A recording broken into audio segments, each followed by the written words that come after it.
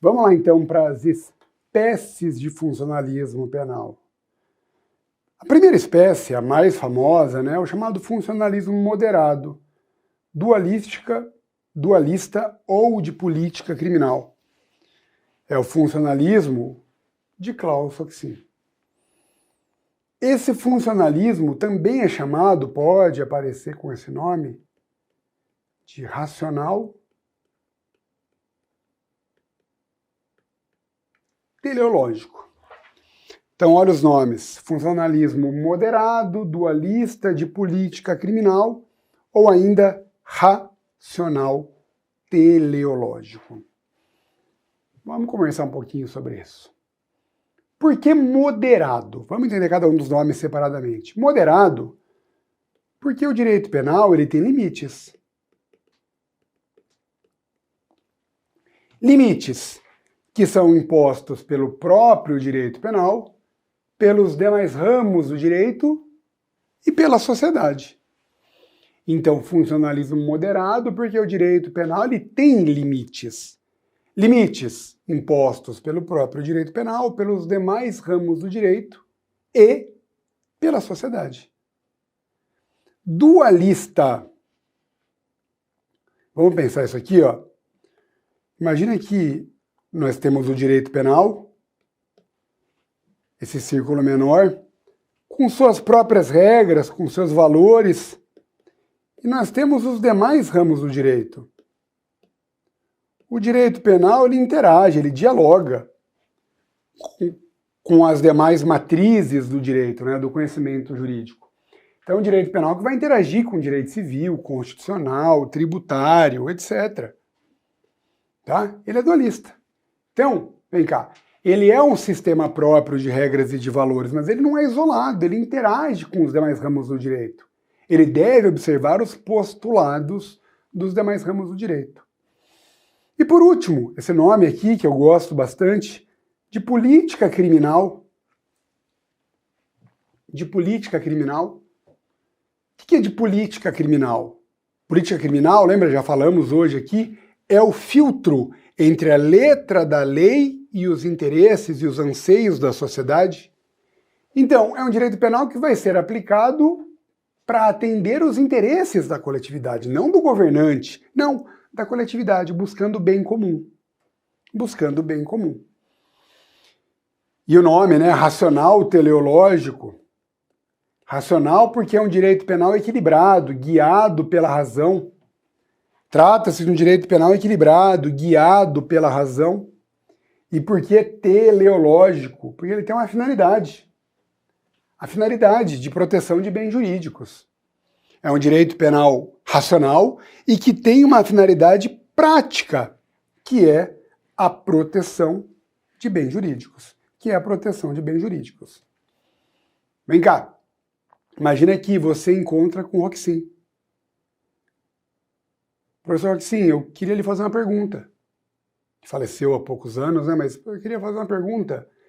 Ele fala, pois não. Uma pergunta só, hein? Por favor, só uma pergunta.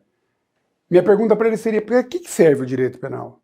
Qual é a função do direito penal? E ele vai te dizer, o direito penal, a função do direito penal é a proteção de bens jurídicos. Ponto. É a proteção de bens jurídicos. A função do direito penal é proteger bens jurídicos. Consiste na proteção de bens jurídicos. Tudo bem? Veja, então, o que o Hoxie vai dizer? Que o direito penal é mais um instrumento que a sociedade tem para ajudar na solução dos seus problemas. É mais um instrumento, só mais um. Dentre tantos outros instrumentos que a sociedade dispõe, o direito penal é mais um, que ajuda a solucionar os problemas da sociedade, que ajuda na evolução, no desenvolvimento da sociedade, protegendo bens jurídicos. A partir do momento que eu protejo a vida, o patrimônio, a liberdade sexual, a honra, a sociedade evolui, ela se aperfeiçoa, ela melhora. Tá bom? Então, Roxin vai dizer, né? O direito penal, ele é um servo, ele é um escravo a serviço da sociedade. O direito penal, ele vai ser um servo aqui, um soldado, um escravo da sociedade, para ajudá-la a enfrentar os seus problemas. Veja, fica muito nítido que na visão do Roxin, o direito penal é pautado pelo bom senso, é pautado pelo equilíbrio, é pautado pelo bom senso, é pautado pelo equilíbrio. Tá? É um direito penal voltado à proteção de bens jurídicos. Segundo lugar, um funcionalismo radical, monista ou sistêmico. Funcionalismo radical, monista ou sistêmico, proposto por um outro alemão, Günther Jacobs. Tá? Não vai mandar um Günther Jacobs, não é inglês, tá? É alemão. Gunther, eles falam, né? Günther Jacobs. Roxin, ele pertence à chamada Escola de Munique. Foi o grande nome da Escola de Munique. Jacobs, grande nome da Escola de Bonn. Da Escola de Bonn. Vem cá, só para você se lembrar, o Jacobs é o grande nome, o criador do direito penal do inimigo. Ele que escreve, ele que sistematiza, ele que propõe o chamado direito penal do inimigo. Veja que é uma análise bem diferente do direito penal. Vamos lá, vamos pegar esses nomes então do Jacobs. Por que radical? Radical e monista, esses dois nomes andam muito juntos, né? Porque um funcionalismo radical ou monista? Basicamente é o seguinte, o direito penal ele é um sistema próprio de regras e de valores, que ele respeita, que deve observar apenas os limites impostos pelo próprio direito penal. Então, Jacobs vai dizer o seguinte, olha, o direito penal ele é um sistema próprio de regras e de valores. E ele vai respeitar, ele vai observar unicamente os limites, os freios impostos pelo próprio direito penal. Pelo próprio direito penal. Tá bom? Então o direito penal vai respeitar os limites que são impostos apenas pelo próprio direito penal.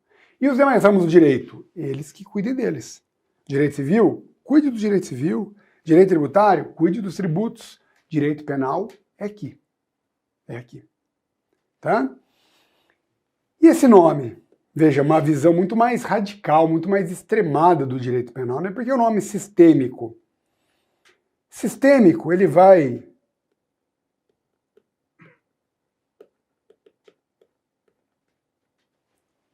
se inspirar na chamada teoria dos sistemas, do alemão, do lógico, né, da lógica jurídica, Niklas Luhmann. Niklas Luhmann. Tá bom?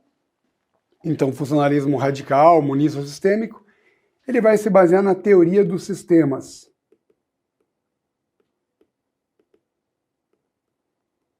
Proposta por esse alemão da lógica jurídica, da filosofia jurídica, Niklas Luhmann. O que Luhmann diz? Luhmann diz o seguinte, que o direito penal, enquanto um sistema, ele é autônomo,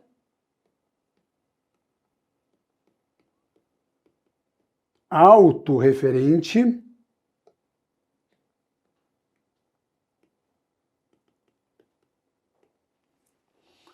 e autopoético.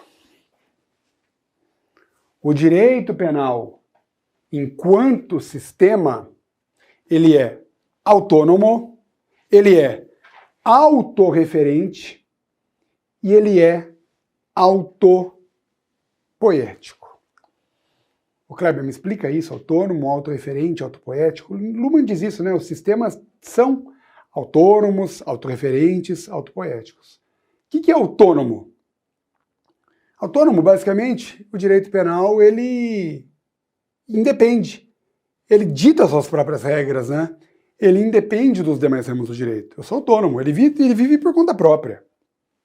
Imagina aquela coisa, fala, eu não quero ser concursado, eu não quero ser empregado, eu quero ser autônomo. Eu trabalho quando eu quiser, atendo quem eu quiser, nos dias que eu quiser. Isso é ser autônomo.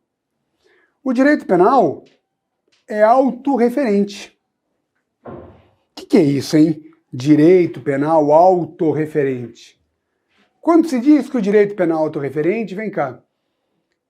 O Luhmann vai dizer o seguinte, e o Jacobs vai trazer isso para o direito penal, todos os conceitos, todas as terminologias, todas as explicações que o direito penal necessita estão no próprio direito penal. Então isso é ser autorreferente. Olha, eu preciso de uma referência, de um conceito, de uma explicação, de uma denominação. Tudo que o direito penal precisa está nele próprio. Está nele próprio. Isso é um direito penal autorreferente. E por último, o que significa dizer que o direito penal é autopoético? Autopoético vem lá da Grécia Antiga, né? O fenômeno da autopoiesis. O que é isso, direito penal autopoético? Esse fenômeno da autopoiesis. Já ouviu falar disso? É o seguinte, esse fenômeno da autopoiesis significa, vem cá comigo, que o direito penal se renova por conta própria. O direito penal se autossustenta, se autorrenova, se autoalimenta. O que eu quero dizer com isso? Imagine aí que surja conceitos, institutos novos, o direito penal cria. Ele traz novas definições, ele se atualiza. Imagina uma floresta selvagem, né? Morre uma árvore, nasce outra, cai um fruto, nasce outro, isso é autopoiesis. Então o direito penal vai se renovando por conta própria. Ele precisa criar novos institutos? Ele cria novos institutos. Ele precisa descartar institutos que estão ultrapassados? Ele descarta esses institutos. Ponto. Ele vai se autoalimentando, se autorrenovando. Então, o sistema tem que ser assim. O direito penal, veja, isolado. Isolado, por assim dizer, dos demais ramos do direito. Autônomo, autorreferente, autopoético. Autônomo, autorreferente, autopoético. Vamos lá. Lembra que nós encontramos com o Roxin e perguntamos para ele para que serve o direito penal? E ele disse, né? E ele disse, olha, o direito penal serve para a proteção de bens jurídicos. O direito penal é mais um instrumento, é um escravo da sociedade para ajudá-la a enfrentar os seus problemas? Pois é. Se a gente fizer agora essa mesma pergunta para o Jacobs, para que serve o direito penal? Ele vai dizer assim, o direito penal serve para punir. O direito penal serve para punir.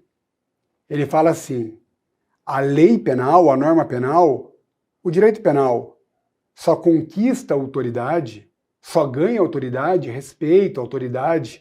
Então ele trabalha muito com essa ideia, né? De autoridade e eficácia da norma. O direito penal, a norma penal só ganha eficácia, só ganha autoridade quando ela é aplicada de forma séria, de forma firme e reiterada. A norma penal só ganha respeito, só ganha autoridade, só ganha eficácia quando ela é aplicada de forma constante, de forma reiterada, de forma severa. O papel do direito penal, então, é punir. É punir. Porque punindo, ele faz com que suas normas sejam respeitadas. Ele faz com que suas normas sejam respeitadas. A pena para ele A pena tem uma finalidade precípua de prevenção geral. Tá? A pena tem uma finalidade precípua de prevenção geral, isto é, de intimidação coletiva. Uma finalidade precípua de prevenção geral, de intimidação coletiva. Olha a ideia, quanto mais se pune, mais as pessoas são inibidas de delinquir.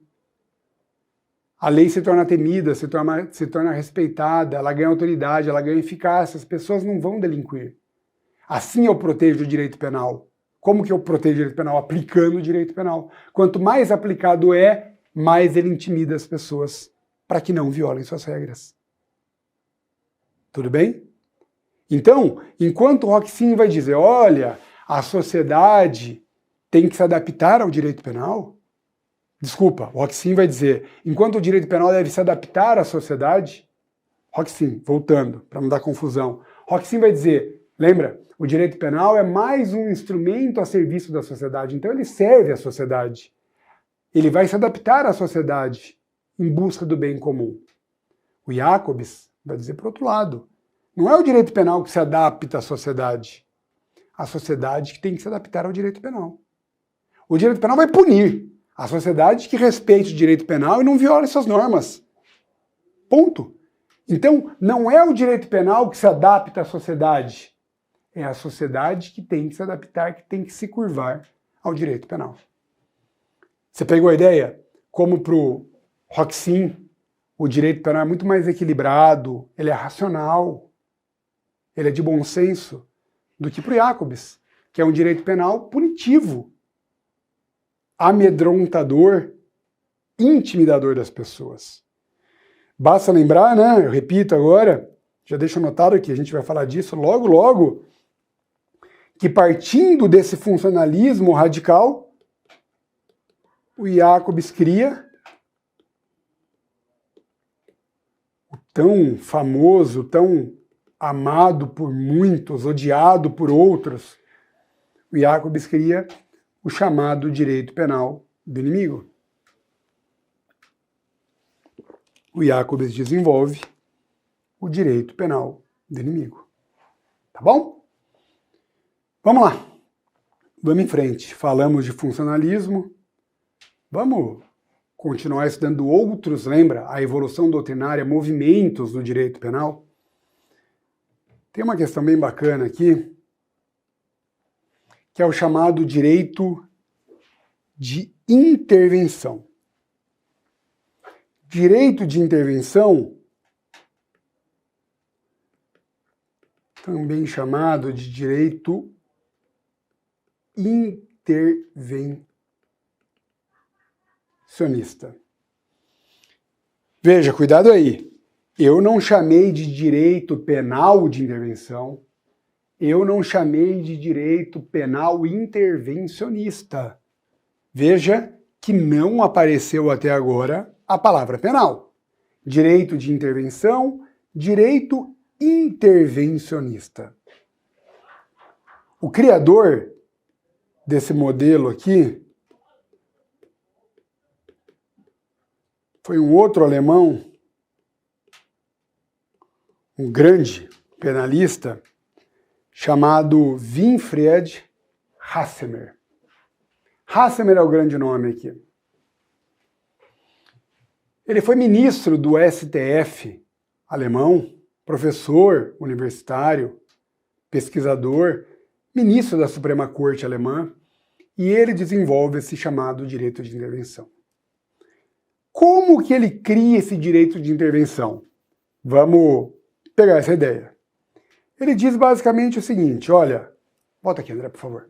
Ao longo dos anos, das décadas, dos séculos, o direito penal ele cresceu demais.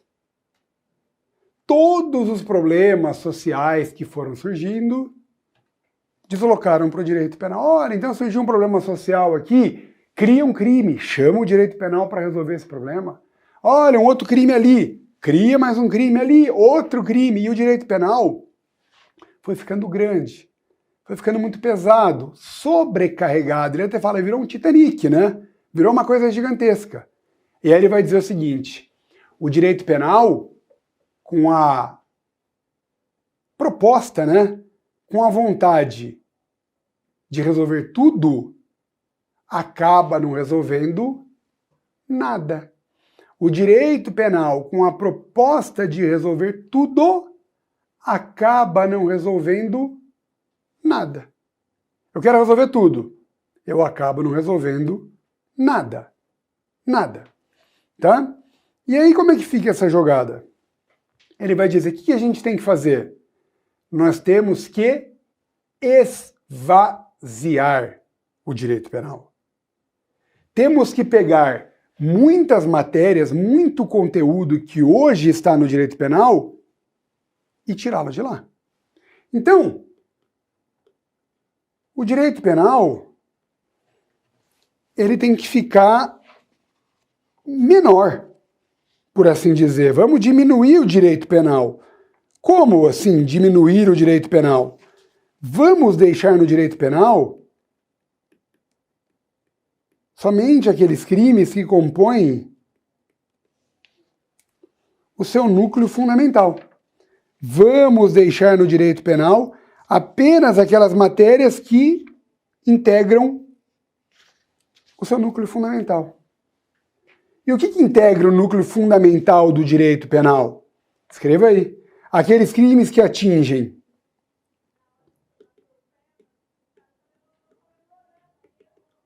bens jurídicos individuais,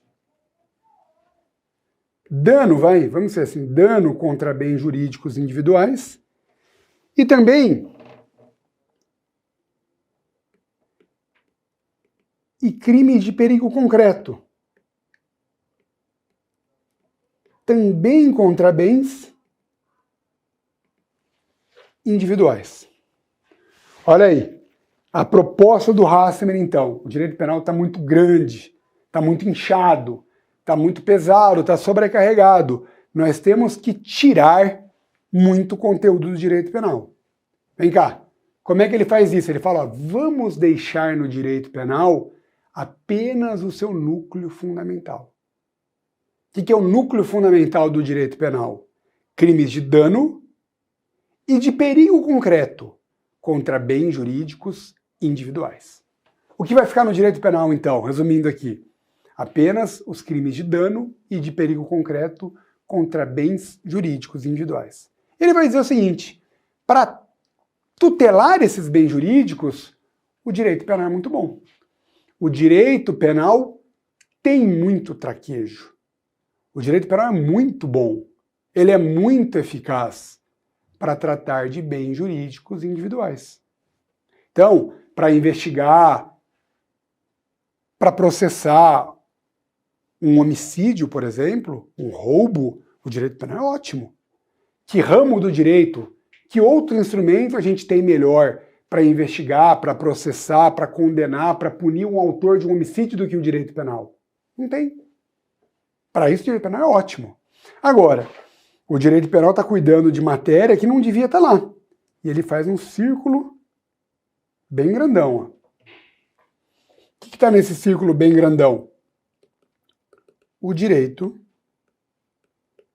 de intervenção. Lembra da ideia? O direito penal está muito grande, a gente tem que dar uma esvaziada no direito penal. Então, deixa no direito penal aqui, ó, o seu núcleo fundamental. O direito penal vai ficar bem menorzinho. Vamos deixar no direito penal apenas o seu núcleo fundamental, os crimes de dano e de perigo concreto contra bens jurídicos individuais. E o resto? E o restante, que hoje está no direito penal, que a gente tem que tirar? A gente leva para o direito de intervenção. O que vai ficar no direito de intervenção? No direito de intervenção, nós vamos deixar os crimes de perigo abstrato e todos os crimes que atingem bens jurídicos meta-individuais, transindividuais, bens jurídicos difusos e coletivos. Então, olha aí, a proposta é essa. deixa no direito penal seu núcleo fundamental, crimes de dano e de perigo concreto contra bens jurídicos individuais, e o restante vamos levar para o direito de intervenção, para esse novo ramo do direito. Lá vão ficar os crimes de perigo abstrato e todos os crimes que atingem bens jurídicos difusos e coletivos. O que caracteriza esse direito de intervenção? Esse direito de intervenção, vou apagar aqui, tá? Esse direito de intervenção, ele não tem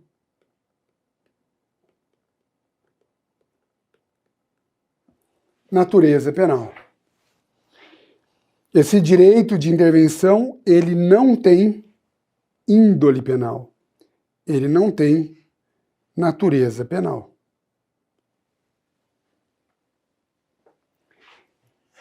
Então, vem cá. Esse direito de intervenção, ele não tem crime.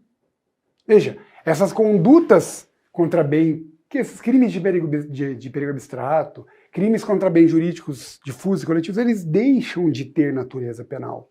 Eles vão para o direito de intervenção. Quem que aplica o direito de intervenção na proposta do Hassemer? Não é a justiça penal. Quem aplica o direito de intervenção é a administração pública. Quem aplica o direito de intervenção, portanto, não é a justiça penal, não é o Poder Judiciário. Quem aplica o direito de intervenção é a administração pública. Por isso, em Portugal se diz, que esse direito de intervenção, ele se aproxima daquilo que também a gente hoje chama no Brasil de direito administrativo sancionador. Esse direito de intervenção, ele não é direito penal. Ele se aproxima muito mais do chamado direito administrativo sancionador. Como assim o direito administrativo sancionador? São sanções impostas pela administração pública.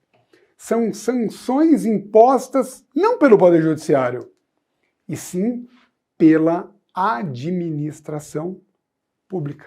São sanções aplicadas pela própria administração pública e não pelo direito penal. E não pelo direito penal. Tudo bem? Olha o que o Hassemer vai dizer. Pensa aí numa conduta que ofende o meio ambiente. Hoje é crime ambiental, está cheio de crimes ambientais por aí. Poxa, imagina, camarada jogou poluentes lá, resíduos sólidos no riacho. O que o direito penal vai fazer? Poxa, vamos registrar a ocorrência, fazer um BO, instaurar um inquérito policial, ouvir todo mundo, fazer perícia, mandar para o MP oferece denúncia, o juiz recebe, ouve testemunha, mais perícia, sentença, recurso, mais recursos, não acaba nunca. Hassemer vai dizer, não é muito melhor tratar isso pela administração pública? Vamos lá. O camarada jogou resíduos sólidos ali, poluiu o rio. A administração pública, com base no seu poder de polícia, vai lá, interdita essa empresa. Caça o alvará de funcionamento dela, aplica uma multa gigantesca. Protege muito mais o meio ambiente do que o direito penal. Então a gente deixa o direito penal para aquilo que ele é bom, para aquilo que só ele pode fazer. Para os demais crimes, para a gente dar efetividade para o direito penal, a gente esvazia o direito penal e leva isso para o âmbito da administração pública. Repito, o direito de intervenção não tem natureza penal, não é aplicado pela justiça penal. Ele é uma matéria que se insere na competência da administração pública. Claro que tem críticas para isso? Claro que tem críticas, mas é uma proposta interessante. Tá bom? Já volto.